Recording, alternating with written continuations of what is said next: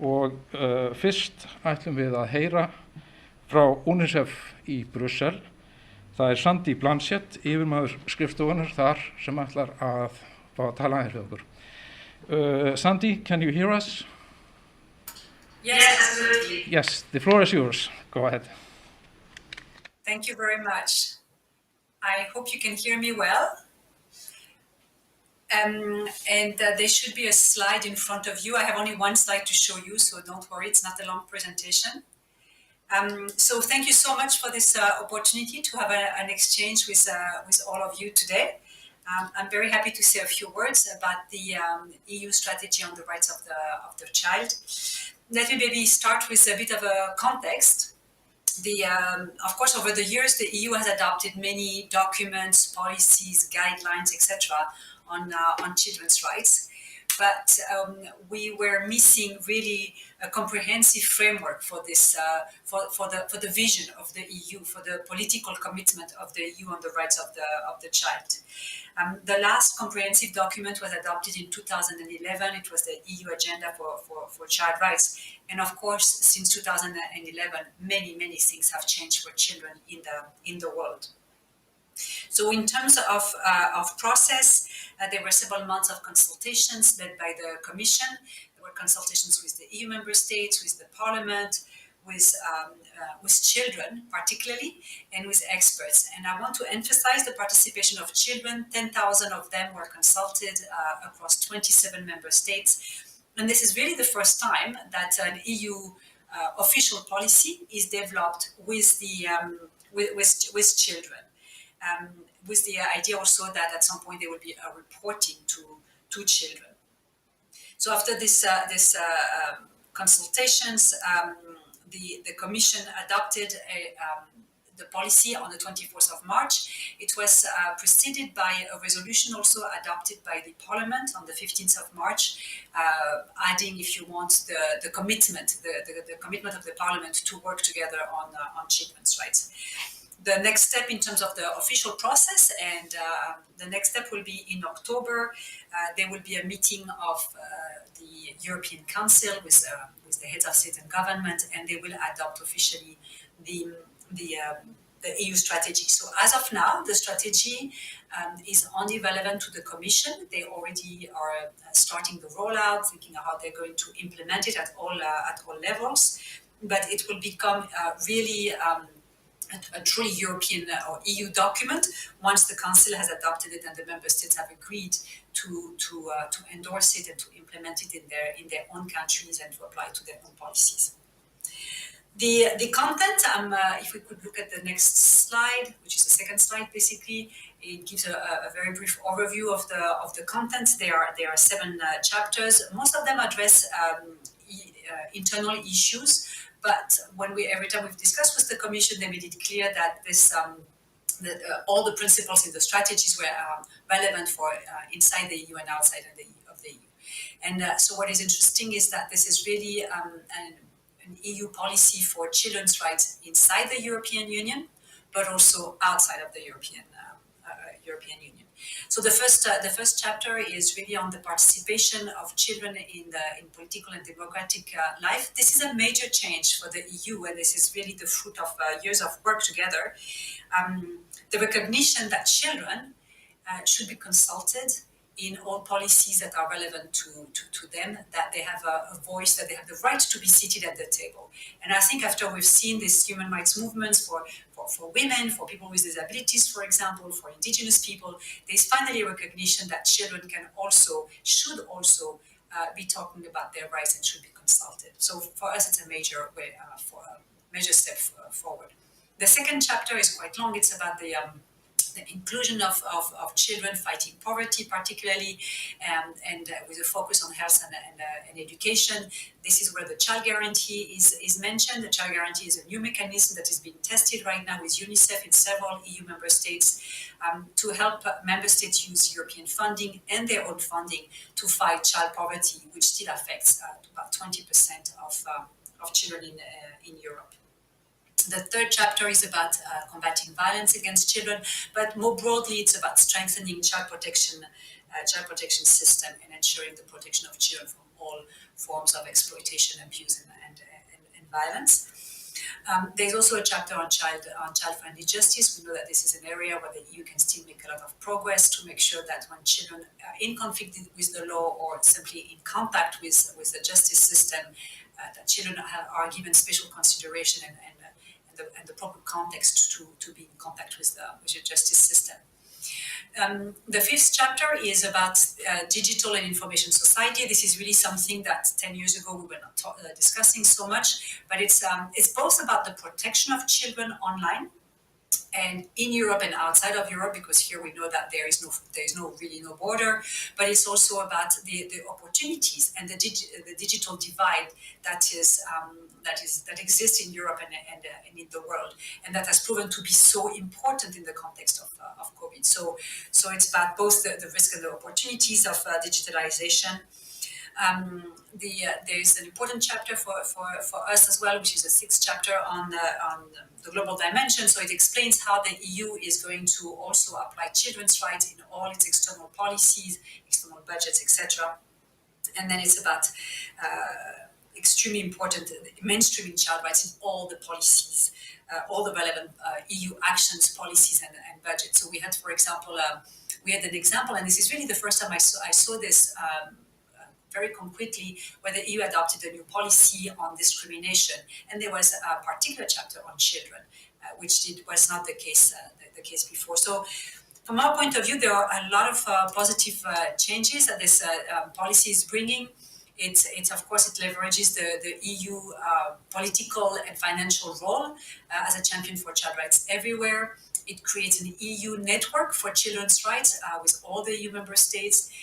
It identifies specifically the vulnerable groups of children. It takes into account the recent, the challenges of migration, but also exclusion, poverty, children with disabilities, children belonging to minorities, etc.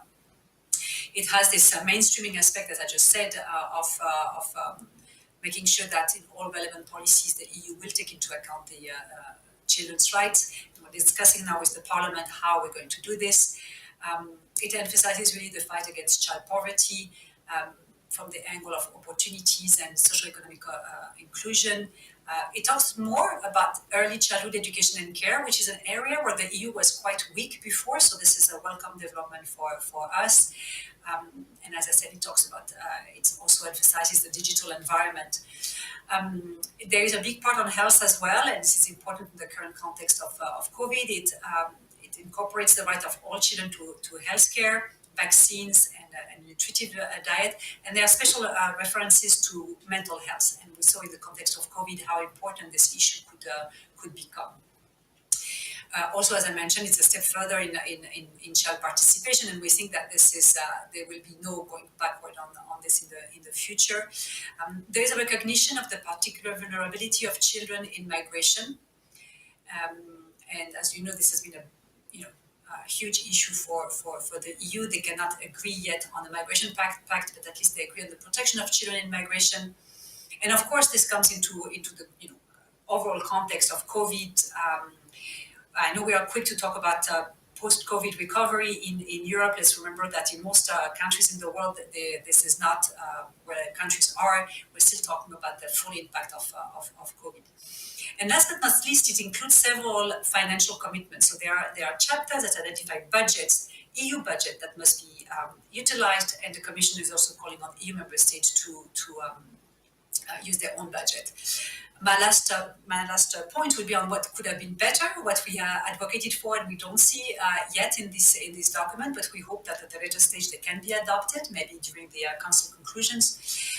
There is very little or not enough from our point of view on climate change. We know that this is an issue that children are passionate about, that they are a very strong stakeholder, but also that's an issue that affects them first and foremost.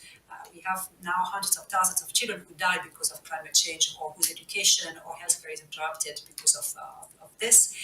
So we would have liked to see a bit more on the right to a healthy environment for children.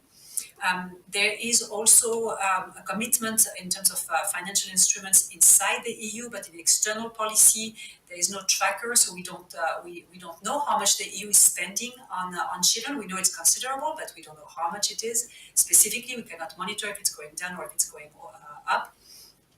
And there is a limited mention of working with national governments, parliaments, and civil society to improve policies and strengthen institutions and leverage domestic resources. So, nonetheless, despite this these weaknesses, we consider that this is a major step forward, and we do hope that the EU will use again its global voice to bring in other countries on board and to create, if you want, a global momentum to promote children's rights some 30 years after the adoption of the Convention on the Rights of the Child. Thank you very much for your attention, and I'm happy to answer any question.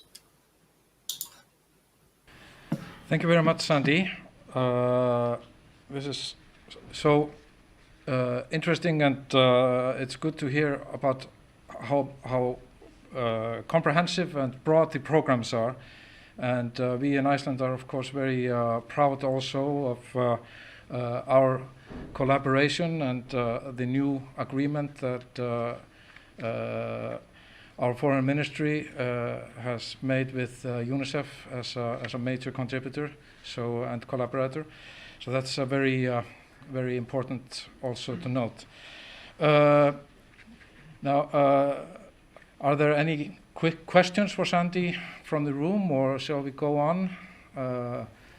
We have to turn to Icelandic, Sandy, so since there are no questions at the moment, I think we'll go on. Thank you very much, Sandy. There is one, if I may. Yes? There's this one. Thank you very much. And I was wondering about children, handicapped children. How is their situation, you know, all over Europe? Have you something to tell us about that? Yes, absolutely. So the situation of children with disabilities in Europe, of course, changes a lot from one country to another. I used to work in Romania, for example, before coming to Brussels, and the situation there is still quite severe. Children with disabilities are not identified at an early age. They don't receive enough support. Too often they are put in institutions, etc. So you have countries like Romania, Bulgaria, Croatia, but also Western European countries that need to still make a lot of progress. And then you have countries that are more advanced. I would think particularly of the Scandinavian countries, but also Portugal, that have put in place very inclusive policies where children go to regular schools, are integrated in the classroom, they are part of society, they stay with their families with additional support. So nonetheless, I think there's a recognition at the EU level that the situation of children with disabilities is not satisfactory. Their rights are not fully respected, and hence there is really a call to improve their inclusion and provide them with more support, provide children and their families with more support to make sure that they are fully included in society and their rights are respected. Thank you. This is also very important. Good point. Well, I don't think we have more questions at the moment. So, Sandy, thank you very much for your input, and we will go on in Icelandic from now on. Thank you. Næst tekur til máls Hjördís Eva Þóradóttir, sérfræðingur hjá félagsmálaráðuneytinu, og hún ætlar að fara aðeins yfir og kynna fyrir okkur stefnu stjórnvalda barnvænt Ísland. Gerðu svo vel, Hjördís.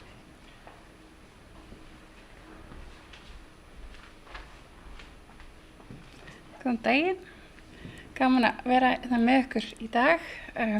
Þetta ný staða fyrir mig að standa hér sem fulltrúi stjórnvalda til að ræða mannréttindi barna, en lengst af þá leiddi ég vinnu innanlandsteymis UNICEF á Íslandi verkefni á borði réttindaskóla, UNICEF barnvænt sveitarfélög og þess aftar og skýrslugjöf til stjórnvalda. En það var afskaplega gleðilegt þegar félagsmálaráðherra og félagsmálaráðuneytið hafði samband við okkur hjá UNICEF í tilefni af 30 ára afmæli barnasáttmálans, þar sem óskað var eftir því að við færum í markvisst samstarf við innleiðingu verkefnisins barnvænt sveitarfélög og í að byggja upp barnvænt Ísland. Og það var á 30 ára afmæli sáttmálans sem við skrifum undir samkomulag að vera formlegir samstarfsaðilar, hvað var það innleiðingu barnasáttmálans og styðja við hana inn á sveitarfélaga landsins, en einnig líka að gera fyrstu drög til að undirbúa þau fyrir samráð að stefnu framkvæmd barnasáttmála Sameinuðu þjóðanna á Íslandi.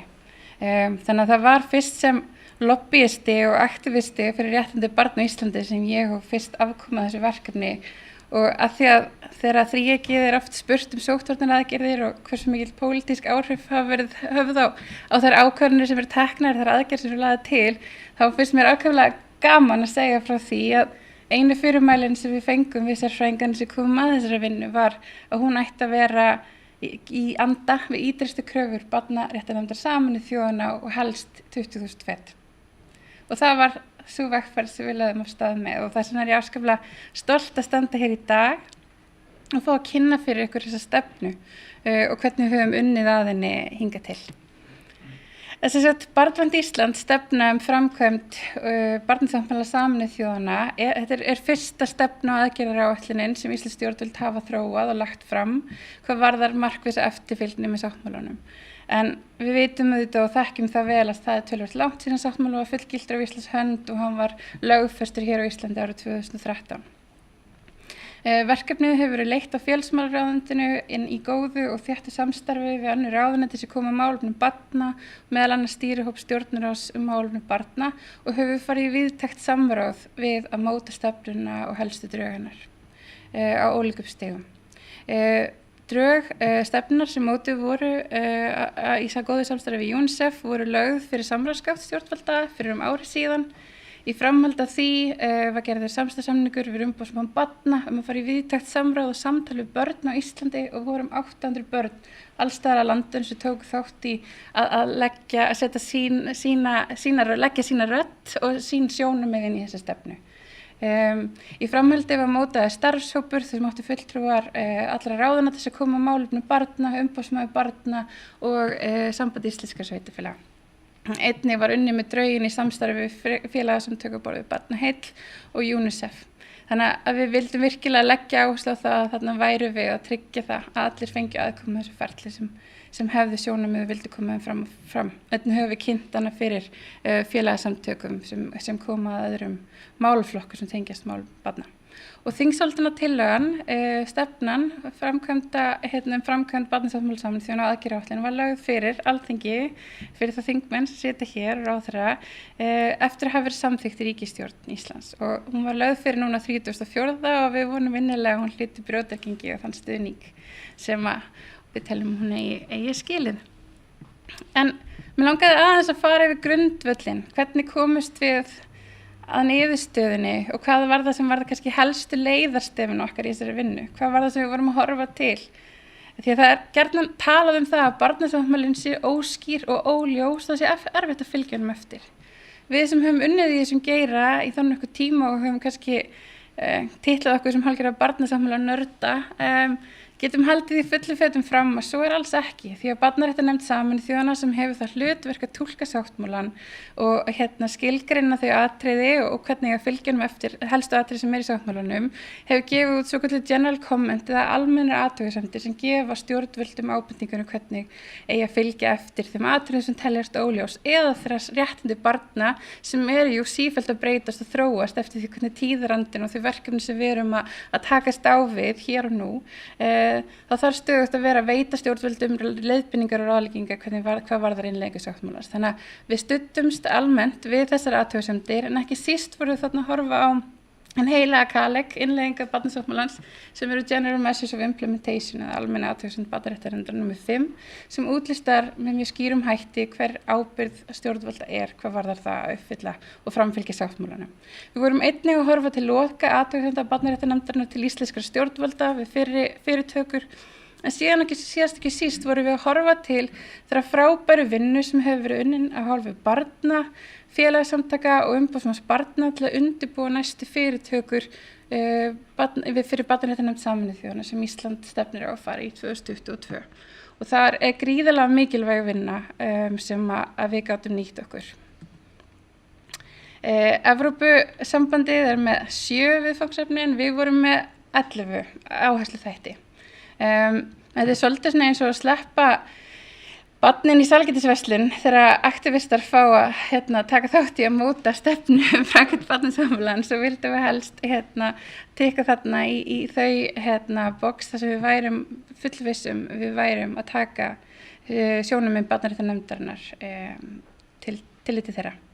Þannig að helstu þættir eða áherslu þættir stefnunar eru þátttaka barna, efla fræðslu þáttöku og réttindi barna í samfélaginu öllu, barnvænt aðgengi að stjórnvöldum, að vinna hagsmunamat út frá réttindi barna við stefnumótandi aðgerðir í lagasetningu eða í málefnum einstakra barna, heildstæð stefna málefni barna, því að þó að þessi stefna taki á þessum almennu athugasemdum og þessum hún leggur í raun og veru grunninn eða grundvöllin fyrir það að stjórnvöld geti svona mainstreamað réttindi barna inn í ákvarðanatöku sín og verkferla hana. Það var hún ekki að taka kannski spesifískum sérstökum málaflokkum eins og ofbeldi eða fötluðum börnum eða öðrum hætti en það. Við erum að búa til grundvöllin til að tryggja það að barnasáttmálinn sé leiðbeiningarnar, séu umferðarljósin okkar þegar við tökum ákvarðanir. Þannig að inn í stefnunni einnig felld aðgerð sem felur í sér að móta þessa heildstæðu stefnu, þar sem við tökum utan alla þessa málaflokka og mjög svo í anda við samþættingarlöggjöfina og hluti af henni líka, þetta tala saman. Lagabreytingar og alþjóðlegar skuldbindingar og réttindi barna, samræmd innleiðing á réttindum að búa til samræmingar vettvang fyrir réttindi barna þvert á stjórnarráðið, afla gagna og nýta þau til þess að fylgja eftir réttindi barna, greina útgjöld til þess opinbera til þess að skoða hvernig við erum að mæta réttindum og velferð barna og skoða áherslur Íslands í alþjóðlegu samstarfi og svo hvernig við ætlum að fylgja þessari stefnu eftir. Ég ætla að skauta bara hratt yfir þessi helstu atriði og mig langar samt að gera sérstaklega grein fyrir kannski viðamestu aðgerðunum í þessari stefnu og þarna erum við ekki síst að byggja á ákvörðun sem hefur tekin í ríkisstjórn Íslands að efla þáttöku barna og hagsmunamat, en við erum líka að horfa til stefnuyfirlýsingar ríkisstjórnarinnar sem lagði áherslu á barnvænt samfélag og efla þáttöku barna. Það hefur verið mikil framþróun þegar kemur að sækja sjónarmið og hugmyndir og reynslu barna við stefnumótun, en það hefur verið töluvert háð því hvaða málefni til umræðu, hvaða ráðuneyti, hvernig þetta hefur útfært. Við höfum ekki verið nú markviss í því að leita eftir sjónarmiðum barna, við höfum ekki haft vettvanginn heldur til staðar til þess að geta leitað eftir breiðu samráði á breiðum grundvelli, heldur það hefur verið svona nokkurn veginn ad hoc hvert við leitum, hvort það ungmennaráð UNICEF eða ráðgjafarhópur umboðsmanns barna eða aðrir ungmennavettvangar. Þannig að einn stærsta aðgerðin í stefnunni og aðgerðaáætluninni er að koma á slíkum miðlægum vettvangi þar sem börn sem einstaklingar hvaðan af landinu eða fulltrúar í hópum eða ungmennaráðum geta tekið þátt í gagnvirku samtali við stjórnvöld, geta komið málefnum á framfæri og við getum leitað eftir sjónarmiðum barna strax á upphafsstigum verkefna. Þannig að þetta gríðarlega mikilvægur vettvangur. Við erum líka að fara af stað með úttekt og þáttöku barna í samstarfi við Evrópuráðið, þar sem við erum að leita og skoða bæði lagaumgjörðina en líka upplifun og reynslu barna og ungmenna þvert á landið, ekki síst í viðkvæmum hópum barna af því hvernig þau upplifa þáttöku við stjórnvöld og hvernig þau telja tækifæri sín og möguleika til þess, að því að við ætlum að byggja þennan þátttökuvettvang á ríku samtali við börn og ungmenni og við viljum leggja grundvöllin með því að nýta okkur þessa úttekt sem að byggja hugmyndafræði sem Evrópuráðið hefur þróað og þarna erum við að nýta okkur líka eitt færasta sérfræðing í þáttöku barna sem heitir Gerson Lansdowne sem er gríðarlegur hvalreiki fyrir okkur í þessari vinnu. Við erum líka að skoða samráðsgáttina, að tryggja það að börn hafi aðgengi að henni því það er ekki alltaf svo. Við sáum það í samtalinu nýju viðmiðunarnámskránna að börn hefði ekki endilega aðgengi að samtali við stjórnvöld til óskafar eftir umsögnum, þannig að þarna erum við að skoða það að tryggja það að þau hafi aðgengi en líka að koma niðurstöðum barnaþings umboðsmanns barna sem haldið annað hvert ár í markviss eftirfylgni. Við erum líka með umfangsmiklar aðgerðir sem lúta því að tryggja betri fræðslu og þekkingu réttindi barna. Því við erum að sjá það að þekkingin og skortur á þekkingu á sáttmálanum en einnig færninni til þess að koma í samhengi við aðstæður barna oft einn helsta fyrirstæðan fyrir því að sáttmálinn hafi verið innleiddur eða settur eða nýttur með þeim hætti sem ættum að vera nýtan. Þannig að þetta gríðarlega mikilvægt og þarna erum við að horfa á menntun fagaðila, lögfræðinga, félagsráðgjafa, kennara, stéttarinn og annarra þess að við erum að skoða og greina hver þekking þeirra á sáttmálanum og hvernig við getum stuðlað að því að sáttmálinn verði það hagnýta verkfæri sem við viljum auðvitað hann sé. Við erum líka að horfa til þess að efla fræðslu til barna og ungmenna sáttmálann, nýta barnasáttmála.is sem að félagasamtök á Íslandi hafa staðið að ásamt Menntamálastofnun og nýbúið að uppfæra og virkilega verkefni sem þetta mikilvæg fyrirmyndar. Við erum líka að horfa til þess að Menntamálaráðuneytið vill styðja með mjög markvissum hætti núna við verkefni réttindaskólar UNICEF þar sem verið að vinna með þessa lýðræðislegu hugsun og innleiðingu réttinda inn í skólastarf og svo að nýta dag mannréttinda barna til þess að lyfta réttindum barna. Það eru tvær mjög áhugaverðar og nauðsynlegar aðgerðir í þessari stefnu og aðgerðaáætlun sem fjalla að tryggja betra aðgengi barna að stjórnvöldum. Við sjáum það að barnavernd oft nokkuð fjarlægt apparat fyrir börn að nálgast. Við erum líka að sjá það að börn þekki ofta ekki rétt sinna að vita ekki hvert þau geta leitað. Þannig að með því að tryggja það að það sé leiðbeiningar og verklag fyrir opinberar stofnanir til þess að styðjast við til að tryggja aðkomu barna á málum að því verði komið í betri farveg. Við erum líka að horfa til þess að styrkja stoðir embættis umboðsmanns barna til að geta tekið við málum þar sem börn geta nálgast embætti sjálf og fengi aðstoð og nokkurs konar réttindagæslu. Þetta tilraunaverkefni til 2 ára sem hefst á næsta ári. Gríðarlega mikilvæg, og mér finnst þetta allt mjög mikilvægt eins og þið heyrið, en mjög mikilvæg aðgerð í þessari aðgerðaáætlun og stefnu líka að móta verklag íslenskra stjórnvalda hvað varðar hagsmunamat út frá réttindum barna til þess að það sé sett í fastan farveg líkt að við gerum við jafnréttismati þegar stjórnarfrumvörp fara í gegnum stjórnarráðið eða þegar við erum að móta stefnu að við metum snemma á upphafsstigum hver áhrif ákvarðana eru á börn. Þetta á líka við í málum einstakra barna og það ein af tillögunum í þessari þingsályktun að setja stopp slíkan starfshóp og byggja þar ekki síst á tilmælum evrópskra umboðsmanna barna sem voru að gefa frá sér alþjóðleg viðmið sem hægt að styðjast við. Hér komum við inn á þessa heildstæðu stefnu sem við nefndum. Við leggjum til að það fari af stað að vinna þess að við skoðum málefni barna mjög heildstætt en þetta líka tillaga sem lögð fram í frumvarpi samþættingu þjónustu í þágu farsældar barna. Þannig erum við að gæta þess að við séum að tala saman. Það líka aðgerð í stefnunni og aðgerðaáætlun sem gengur út á það að endurskoða lögin og samræma ákvæði barnasáttmálans. Þannig erum við ekki síst að leggja til að ungmennaráð séu lögfest. Í lögunum í dag, æskulýðslögunum talað að sveitarfélög að hlutast til að halda út ungmennaráði.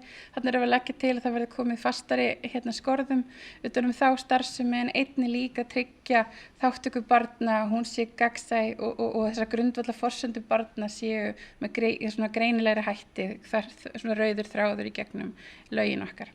Við erum líka að horfa til þess að fullgilda 3. valkvæði bókunina við barnasáttmála sem tryggir börnum sjálfstæða kæruleið til barnaréttarnefndar Sameinuðu þjóðanna og einnig fullgildingu Haag-samningsins í barnavernd. Nú ég alveg að verða búin.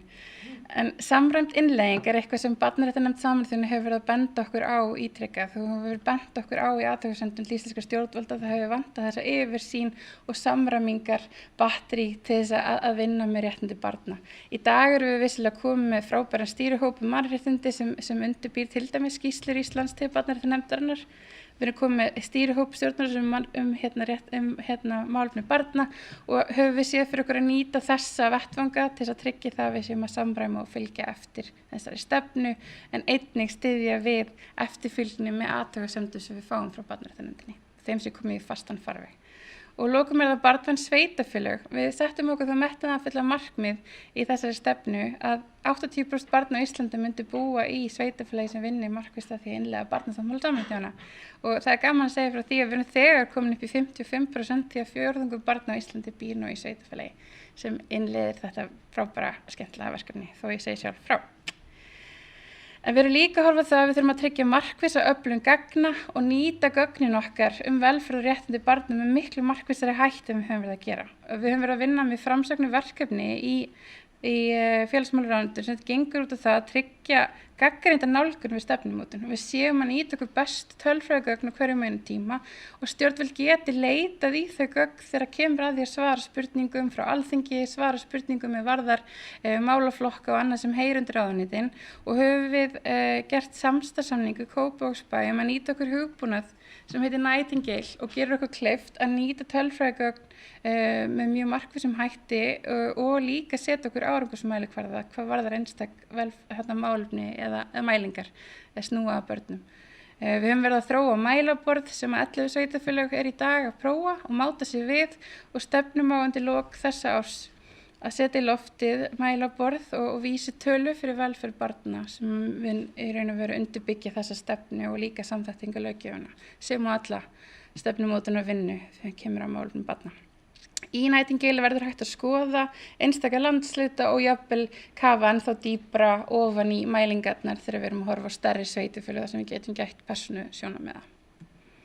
Og hér sjáum við hvernig til dæmis kerfið, ef þið sjáum á skjánum, hvernig kerfið getur kafað þarna ofan í Vesturlandið og býður upp á möguleikann að fara svo ennþá lengra. Þetta afskaplega spennandi og við höfum verið að fá mikið af fyrirspurnum utanlandsfrá yfir þetta verkefni. En að lokum þá var afskaplega gaman að segja frá því að við mótun þessar stefnu að þá áttum við einstaklega áhugavert samtal við utanríkisráðuneytið barnasáttmálann og málefni barna á alþjóðlegum vettvangi og því að það nú eitt af þeim samtalum sem við ætlum að eiga kannski fyrst og fremst hér í dag að þá mikill áhugi á því að útvíkka utanríkisstefnu Íslands þannig að hún fjalli enn frekar málefni barna. Hún hefur auðvitað gert það líka að miklu leyti hingað til. En samtalið við utanríkisráðuneytið fólst fyrst og fremst í því að við myndum kannski setja velferð barna í alþjóðlegu samhengi í enn skýrara ljós og þarna við ekki síst að horfa á verkefni sem tengjast þeim verkefni sem við stöndum sterk í fyrir, eins og samþættingu þjónustu í þágu farsælda barna, barnahús og fleiri þættir þar sem Ísland hefur farið fram með góðu fordæmi, en einnig að það sé enn ríkari lögð áhersla á málefni barna í þróunarsamvinnu og endurspeglast það meðal annars í nýjum rammasamningi sem að íslensk stjórnvöld gerðu við UNICEF núna bara nýlega. Nú við ætlum að fylgja þessari stefnu eftir með markvissum hætti, hljótum brautargengi Alþingis og er ætlunin að gera það með því að flytja árlega skýrslu þess ráðherra sem fer með málaflokk barna árlega. Eins leggja fyrir reglulega könnun sem umboðsmaður barna hefur tekið að sér eða hefur verið útlitið að sinna. Hljóti stefnan brautargengi að gera reglulega könnun og innleiðingu barna meðal opinberra aðila. En einnig verður fylgst með stöðu innleiðingar og þekkingu barna á Íslandi á barnasáttmála Sameinuðu þjóðanna. Þá hef ég lokið máli mínu. Takk fyrir.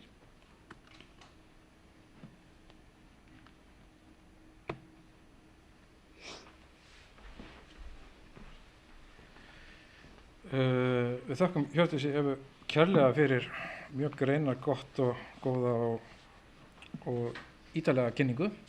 Við hjá UNICEF þykjumst eiga dálítið í henni, eins og hún sagði í sinni ræðu að hún var starfaði hér hjá okkur áður en hún fór að vinna í ráðuneytinu og við hjá UNICEF kunnum miklar þakkir fyrir það samráð sem hefur verið haft líka við UNICEF og aðrar stofnanir í þessari vinnu allri. En þá var komið að pallborðinu sem við lofuðum og eins og ég sagði í upphafi þá eru hérna komnir fulltrúar allra flokka á þingi og það eru 8 manns og auðvitað tíminn ekki endalaus þannig að við þurfum aðeins að skipuleggja okkur. Áður en að fyrir fundinn þá sendum við út 3 spurningar til allra þátttakenda, þær eru nú svo sem mjög tengdar og mér langaði svona til þess að byrja á því að vísa spurningunum á ákveðna þingmenn, þannig að fyrsta spurningin sem getur Ísland orðið fyrirmynd í málefnum barna, langar mig til þess að vísa til Ásmundar Einars félagsmálaráðherra og Oddnýjar G. Harðar frá Samfylkingu. Næstu spurningu, hvar liggja helstu hindranir í vegi réttinda barna? langaði mig til þess að kasta til Áslaugar Örnu dómsmálaráðherra og Þorgerðar Katrínar frá Viðreisn.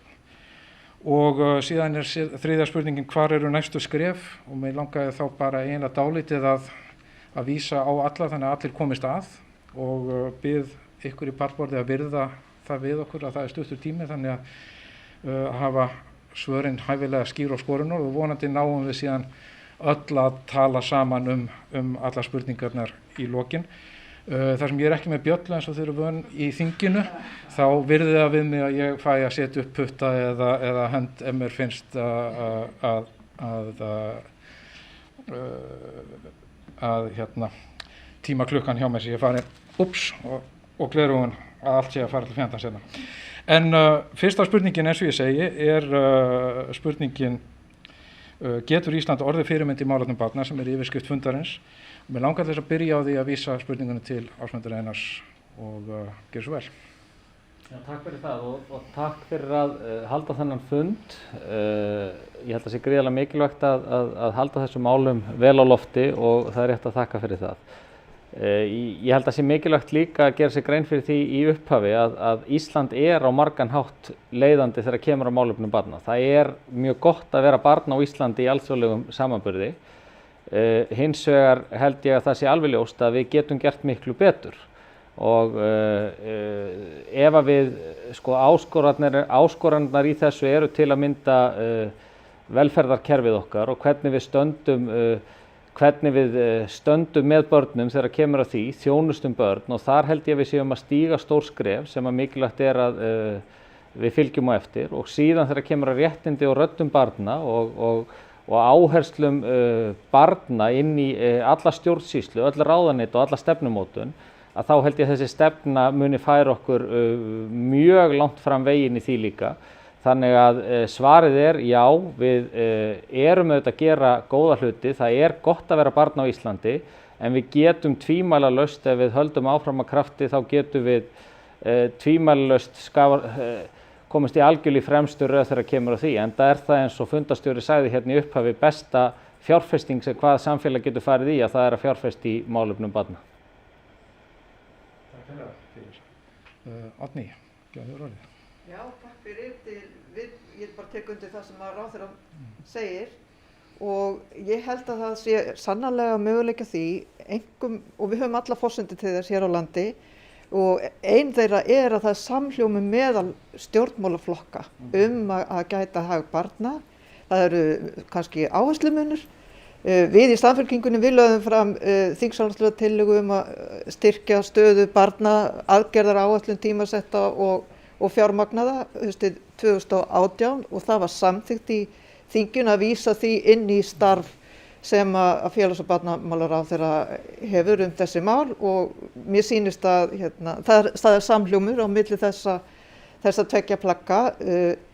Síðan er það bara þannig að samfélag sem horfir út frá sjónarhorni barna, það er samfélag sem að ég vil búa í og vinna að, því að það rúma svo margt velferð og hag barna. Það er aðgengi að menntakerfi og heilbrigðiskerfi. Þar skiptir máli að foreldrarnir hafi vinnu og heimilið peninga til þess að framfleyta sér. Það skiptir máli að afarnir og ömmurnar fá að lifa áhyggjulaust ævikvöld og stjórnvöld vinni af ákveðni gegn loftslagsvandanum. Það er eiginlega bara allt sem að skiptir máli fyrir gott samfélag. Þannig að við eigum öll að sameinast það og við höfum allar forsendur til þess. Já. Takk fyrir það. Önnur spurningi sem við sendum út er hvar liggja helstu hindranir í vegi fyrir réttindum barna. Mér langar til þess að byrja að vísa því til dómsmálaráðherra.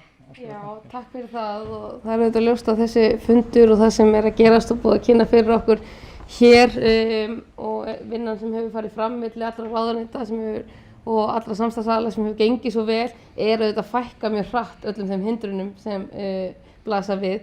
En það má kannski segja tvennt sem ég myndi vilja taka fram í því, að það er annað þeirra er að það er ekki nóg að setja lög og samþykkja stefnur sem taka mið af réttindum barna, heldur þarf að tryggja að fólk þekki þau og virði þau, og það er ekki síður stór partur og kannski hindrunin sem tekur við þegar við erum búin að vera að lagfæra og fylgja þessu öllu eftir, af því að það er áskorun að tryggja við öll, hvort sem það eru stjórnmálamenn sem tökum ákvarðanir eða foreldrar eða kennarar eða aðrir sem vinna með börnum og ekki síst börnin sjálf síðan þekki réttindi barna og virði þau og geti brugðist við ef brotið á þeim. Og þetta má til dæmis taka dæmi frumvarp sem fór í gegnum þingi núna skipta búsetu barna þar sem var líka verið að taka á og skerpa á þátttöku barna og verið til dæmis að lögfesta möguleika barns til að koma og hafa frumkvæði að því að sýslumaður boði foreldra til samtals forsjá eða búsetu eða umgengni og þannig verið að styrkja réttarstöðu barna í þessum málum og auka möguleika að hafa áhrif á sitt eigið líf. En það verður ekki virt þó að það sé orðið lögfest og við höfum klárað það stjórnmálamennir nema börnin þekki þannig rétt sinn og geti nýtt sér hann sjálf. Þannig að þetta held ég að sé svona einhindrun og svo annað bara örstutt kannski svona viðhorf til barna og við erum að reyna að breyta orðalagi okkar. Við erum ekki að tala lengur forráðamenn eða forræði heldur að endurspegla sjálfstæði barnana og viðhorfi að það sé forsjá og barn á rétt á umönnum foreldrarna en foreldrarnir ráði ekki öllu og þannig verk að vinna við svona þetta snúist viðhorf, hvernig viðhorf til barnana og réttinda. Takk fyrir það. Þorgerður Katrín, spurningin var sem sagt hvað liggur í vegi fyrir, hvað liggja helstu hindranirnar? Ég held að jákvæða núna að við erum vonandi bæði með þeirri vinnu sem hefur átt sér stað og bara með viðhorfi innan stjórnmálaflokkana að taka þetta út fyrir hið almenna pólitíska karp þó að sé áherslu munur eðlilega. Þetta algjört grundvallamál til framtíðar, ekki bara núna þessa kjörtímabils eða þess næsta, en þær eru hindranir og þær eru víða og við sjáum það að þó viljinn og pólitísku vilji sé mikill að þá þarf að fylgja því eftir. Það þarf að fylgja því eftir með stuðningi og með framlögum og ég vona það að leið og við samþykkjum þetta í þinginu að það verði þá eyrnamerkt fjármagn til stuðnings og þjónustu fyrir börnin okkar. Af hverju segi ég það? Jú, að því við höfum reynslu af því, við samþykktum í þinginu sálfræðifrumvarp sem að tryggir þjónustu og aðgang að sálfræði fyrir alla, ekki síst börn, efnaminna fólk. En pólitísku vilji til að mynda ríkisstjórnar til að fylgja því eftir hefur ekki verið til staðar þrátt fyrir mikinn pólitískan vilja þvert yfir þingið. Þannig að það þarf að fylgja endum þurfa að fylgja þessum orðum fallegum sem eru sögð. Hvað annað kerfi þarf að vera eins og ég hef svolítið bent á verandi móðir fatlaðs barns, það þarf að vera eins og barbapappa og barbamamma. Það þarf að aðlaga sig að þörfum barnsins. En hver staðan í dag? Staðan í dag svo að við erum að upplifa bara 900 börn á biðlista eftir talmeinafræðingum. Við erum að upplifa 1000 börn á biðlista eftir sálfræðiþjónustu. Við erum að upplifa biðlista inn á barna- og unglingageðdeild. Þannig að þetta eitthvað sem við þurfum að horfast í augu við og við erum að læra svolítið af eigin reynslu sem góð á ákveðnum sviðum eins og við til dæmis bara fyrir nokkru tugum ára þá var Ísland á svipuðu rófi og Albanía varðandi ungbarnadauða en við tókum það föstum tökum, fórum í forvirkar aðgerðir, innvikluðum allt kerfið og við erum núna með minnsta ungbarnadauða í Evrópu. Það sama gerðum við með áfengis- og vímuefnanotkun íslenskra barna sem var með í hæst innan OECD en núna með í lægsta. Þannig að við þurfum að fara strax í það, að fara í forvirkar aðgerðir, snemmtæka íhlutun strax frá upphafi og ekki síst upphafi skólagöngu og aðlaga skólakerfið þannig að það geti tekið á móti börnum með alls konar þarfir. Takk fyrir það.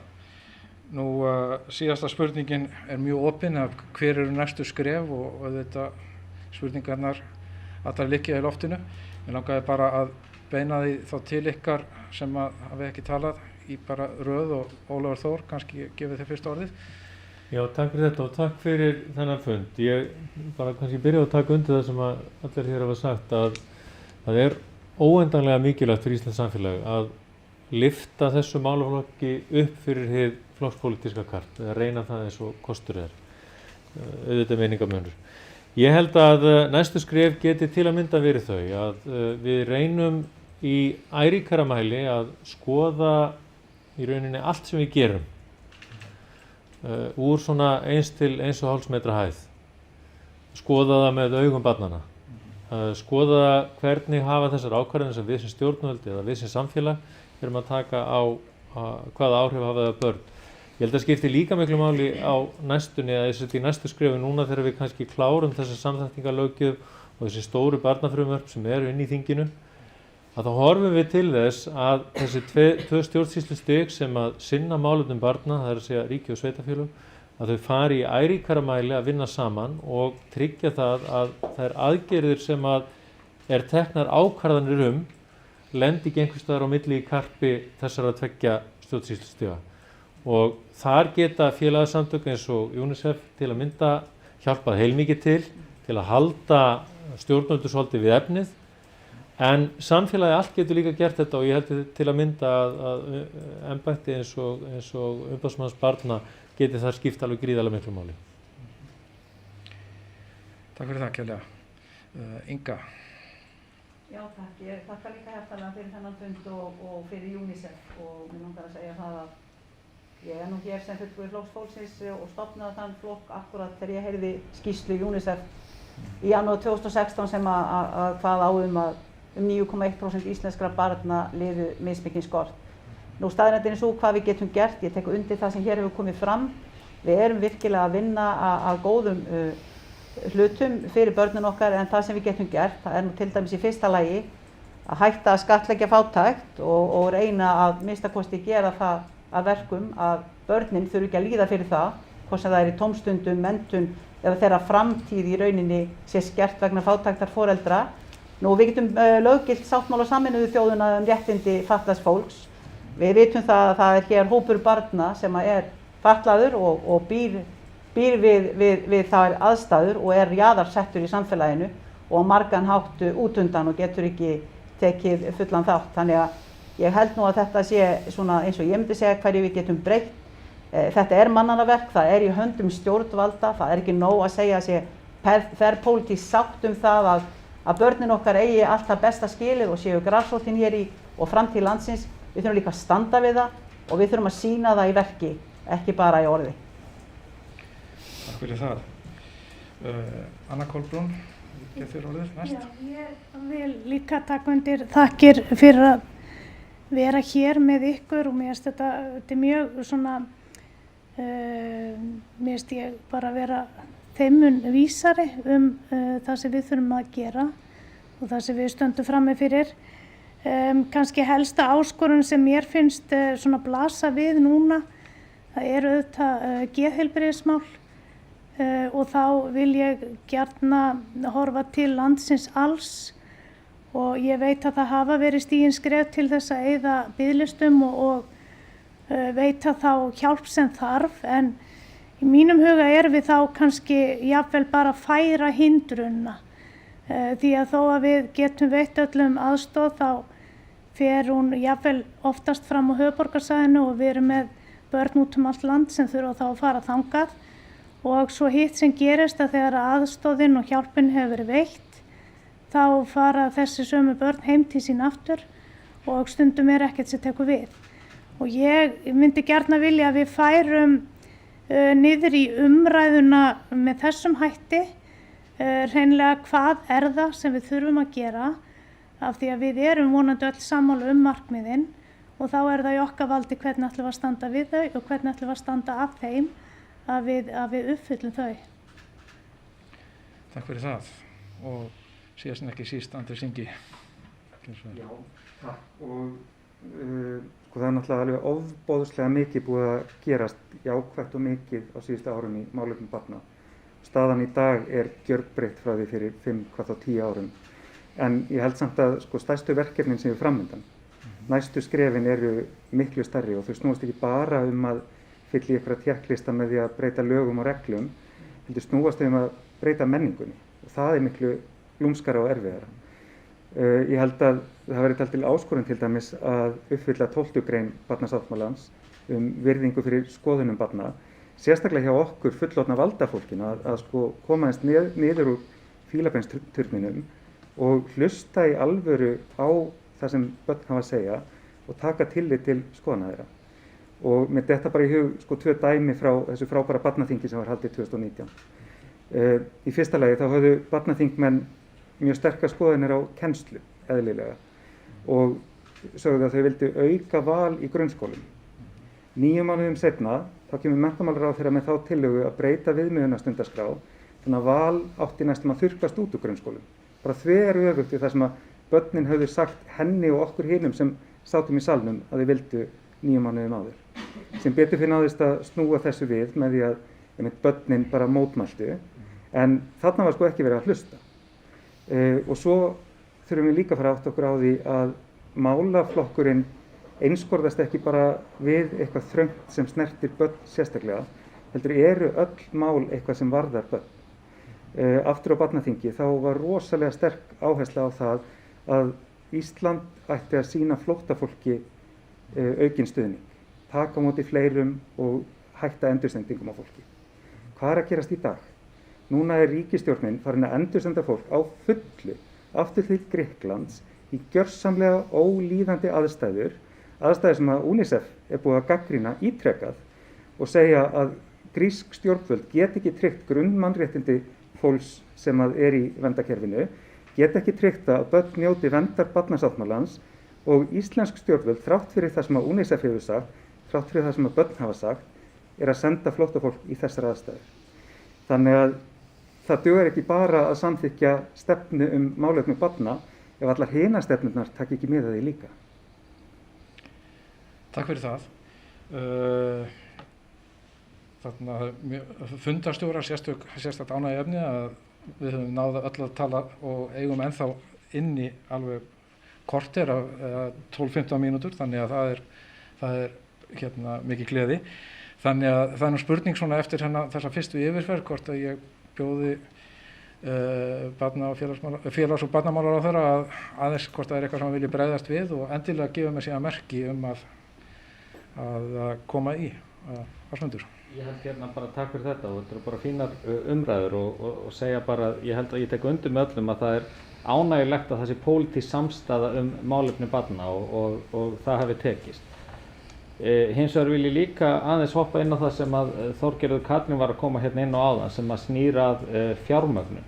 Þegar við vorum hér að tala stefnu og við höfum verið að tala erum að vinna í frumvarpi sem að nú er inn í þinginu eiginlega algjörlega nýtt þjónustukerfi við börn. Það ánægjulega við það þjónustukerfi er að það er búið að tryggja fulla fjármögnun á því.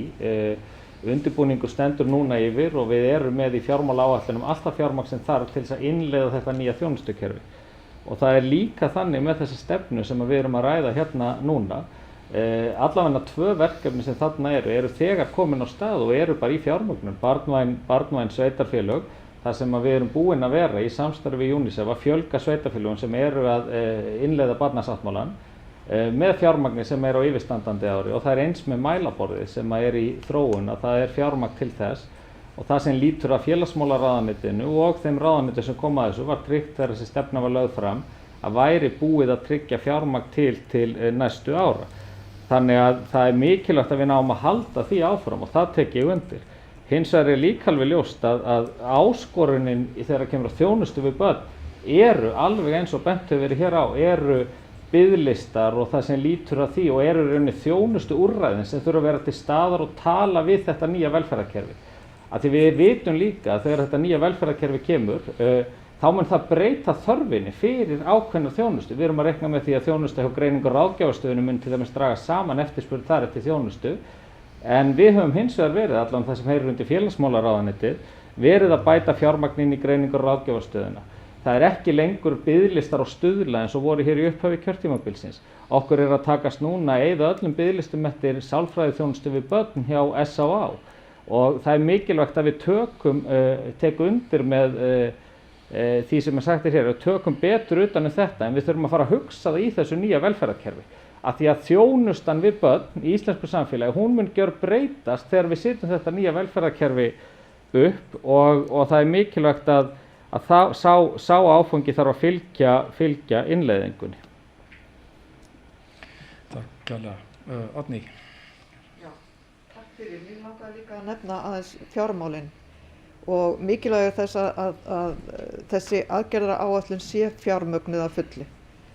Og það vill þannig til að í næstu viku erum við að fara að ræða fjármálaáætlun ríkisstjórnarinnar til næstu 5 ára. Þá gefst okkur tækifæri í þinginu til þess að rýna einmitt þetta og koma þá með breytingar til úrbóta ef okkur finnst eitthvað vanta upp á. En mig langar til að nefna hér, og það er svo margt gott verið sagt hér sem ég innilega sammála, en ég hef áhyggjur af því að við séum alls ekki að standa okkur nægilega vel í því að vernda börn gegn heimilisofbeldi, gegn kynferðisofbeldi og gegn vanrækslu. Og við getum ekki kallað okkur barnvænt samfélag á meðan við gætum ekki nægilega vel af þessum þáttum, og bara nefna það hér af því það er ekki verið nefnt svona beint. En annars vil ég þakka innilega fyrir þennan fund og við gætum verið hér í allan dag að ræða þessi mál. Takk fyrir það, kærlega. Áslaug Arna, varst búin að biðja orðið. Já, takk fyrir. Kannski fyrsta sem Oddný nefnir, og þá er það rétt, það er auðvitað hluti af verkefnum okkar að fara í mjög skýrar aðgerðir fyrir börn sem eiga hættu á að lenda í ofbeldi, hvort sem það er í heimilisofbeldi eða kynferðisofbeldi, og við höfum verið að taka mjög stór og mikilvæg skref í því og breyttu lagaumhverfi þar á, en ekki síst líka sérstakar aðgerðir vegna COVID, þar sem aðgerðir okkar bara vegna þess að til að hamla útbreiðslu veirunnar gerðu það að verkum að ofbeldi gegn börnum jókst, heimilisofbeldi jókst, tilkynningarnar, og við þurfum að lækka þröskulda svo til dæmis að börn tilkynntu frekar, og að 112.is núna til dæmis á vefnum er að lækka mjög mikið þröskuldin til að tilkynna brot sem skiptir gríðarlega miklu máli, af því að börnum fannst miklu meira að taka upp tólið og taka upp síman heldur en okkur fullorðna fólkinu finnst, og þröskuldur er miklu lægri að fá að stimpla það inn í síman og takkaborðið til að tilkynna eitthvað, hvort sem það er að gerast á þínu eigin heimili eða næsta. Þannig að við erum auðvitað að sjá gríðarlega mikilvægt hvernig tilkynnt er núna í gegnum þennan nýja vef, og það mun auðvitað gagnast og halda áfram, og þetta er eitt af stóru verkefnunum. Af því að komið aðeins inn á útlendingamálin, að þá var nú sérstakar tillögur til úrbóta þar sem var farið yfir börn á flótta í takti við barnasáttmálann, og hvað við værum að gera, hvar væri best, til hvaða landa væri best að horfa til að gera ennþá betur og í takti við barnasáttmálann, við allar okkar aðgerðir. Og það komu tillögur til úrbóta, til dæmis að fara írska leið í móttöku og fylgdarlausum börnum, en ekki síst líka að horfa til þess að við erum að fjölga kvótaflóttamönnum sem eru sérstaklega fólki í viðkvæmustu stöðunum, fólki sem kemst ekki hingað sjálft, sem eru þetta afar mikilvægt, og höfum, af því að það var bent á það hvað börnin sögðu svo réttilega, að þá höfum við aldrei tekið á móti fleirum enn í fyrra. Takk fyrir það. Andrés Ingi. Já, aðeins áframvarðandi flóttafólkið, vegna þess að það er hægt að gera mjög fína stefnur og byggja þær á barnasáttmálanum, en þær hafa ekkert að segja eða verið að senda fólk í aðstæður þar sem að sáttmálinn er brotinn. Og það er bara staðan þegar ríkisstjórnin er aftur farin að senda fólk, bæði börn og fullorðna, inn í verndarkerfið á Grikklandi sem að brýtur réttinda fólki. Það voru börnin á barnaþinginu sammála, og það eru Rauði krossinn og UNICEF líka sammála. Þannig að ég bara það má samþykkja allar fallegu stefnur í heimi, en þær þýðir ekki neitt ef að síðan er verið að brjóta svona á fólki. Og aðeins varðandi kvótaflóttafólki, þá er líka hægt að rifja upp að það átti að taka á móti 15 barnafjölskyldum úr flóttamannabúðum sem brunnu á Lesbos. Það var ákveðið í september á ríkisstjórnarfundi, og ef ég man rétt þá er ekki ennþá búið að taka á móti þessu fólki. Þannig að aftur, það er ekki nóg að lofa, það þarf að gera. Og svo eitt atriði sem ég langaði að nefna varðandi það að kannski gefa börnum líka ekki bara möguleikana að tjá skoðanir sínar og láta hlusta á sig, þetta gefa þeim líka bara raunverulegt vald og áhrif með því að lækka kosningaaldur. Þannig að hluti þess fólks sem að nýtur verndar barnasáttmálans fái formleg verkfæri í hendurnar til að ganga eftir því að við virðum réttindi þeirra. Og ef við virðum réttindi allra barna, ekki bara barna hér á landi, heldur líka flóttabarna, og refsi bara í kosningum þeim stjórnmálamönnum sem standa ekki við það. Takk kærlega. Ólafur Þór. Já, svona stórt séð þá er það mjög gaman að heyra þennan það er þessi samhljómur sem er hérna í rauninni hvert við viljum fara. Það er kannski einhvern hnik með að gera, það mætti vera í fleiri málum snertaði pólitísku svið. Ég langar að nefna eitt þátt sem við kannski höfum ekki nefnt nægilega mikið hérna eða ég vil ekki neitt. Og það þetta með það hvað við skuldum í rauninni komandi kynslóðum að huga að umhverfinu og loftgæðum og loftslaginu sem að við skilum þeim þegar þau taka við og fara að stjórna okkur innan gæsalappa sem þegar við verðum orðin eldri. Og það er mikilvægt að tengja þetta líka við við straum flóttamanna og flóttafólks frá löndum þar sem að loftslagsáhrifin hafa þegar haft mest áhrif og hafa haft mikil áhrif á börn. Og við þurfum virkilega að hugsa þetta og við þurfum í rauninni að koma öllum heiminum í rauninni til þess að hugsa þetta því að það skiptir svo miklu máli. Eitt atriði viðbóð sem ég langaði líka að nefna, það var þetta sem að Áslaug Arna var aðeins að byrja að snerta á, það er að segja hvernig við tökum á þáttum eins og ofbeldi á heimilum barna eða ofbeldi gegn börnum og ofbeldi í nánum samböndum. Það er stundum með full ástæða til þess að hrósa og það er til dæmis þannig með á vegferð sem til dæmis lögreglan á höfuðborgarsvæðinu í samvinnu við borgaryfirvöld hefur farið í að taka á heimilisofbeldismálum þannig að aðilar séu að vinna saman og þetta er svona líka sömuleyti svolítið hugmyndafræðin sem er síðan á bakvið samþættingamálin sem við höfum verið að vinna saman með í þinginu. Það er að segja að menn sé hætti að vinna í þessum sílóum sem að mönnum er svo tamt og menn fari frekar að huga að því á býtu við það er barnið sem er markmiðið en ekki kerfið. Takk fyrir það. Inga Sæland. Já, takk.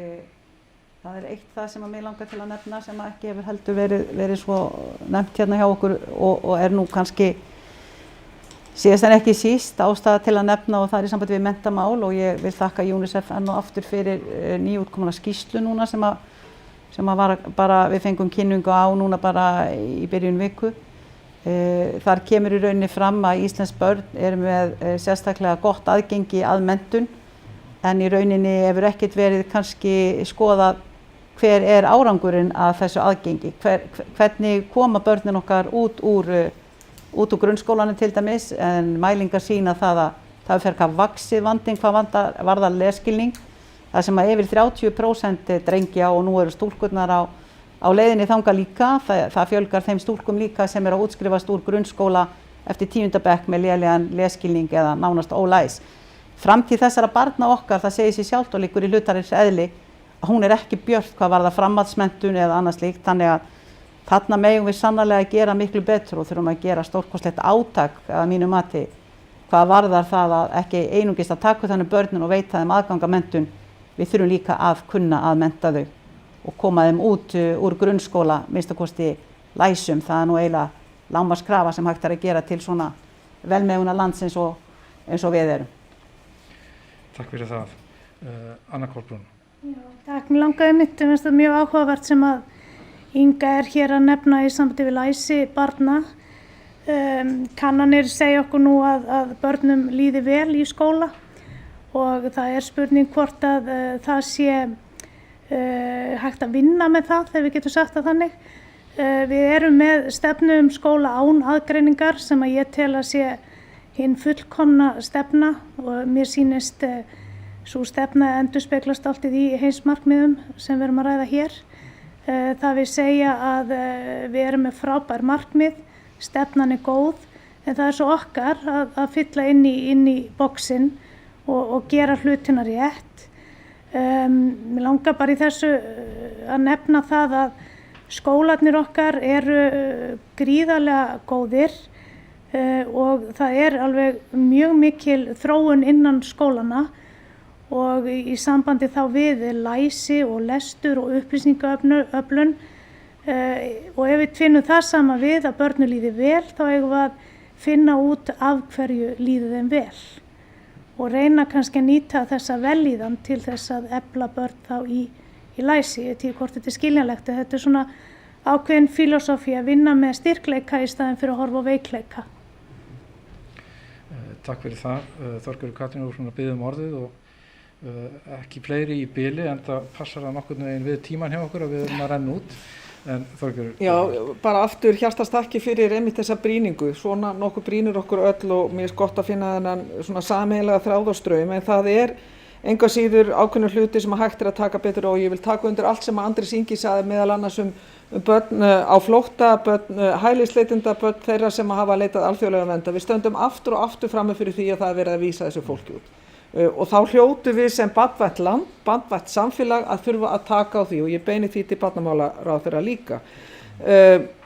Síðan hitt og þetta svona sitt lítið að hverju sem hægt að gera. Ég var í heimsókn hjá Þroskahjálp. Það þarf alveg að vera skýrt sagt að til dæmis að NPA aðstoðin og hún nái líka til barna. Á því eru áhöld, það mismunandi sýn og stefna hjá sveitarfélögum og skilaboðin ekki nægilega skýr af hálfu ráðuneytisins. Á þessu þarf að skerpa. Allt þetta hjálpar þetta til.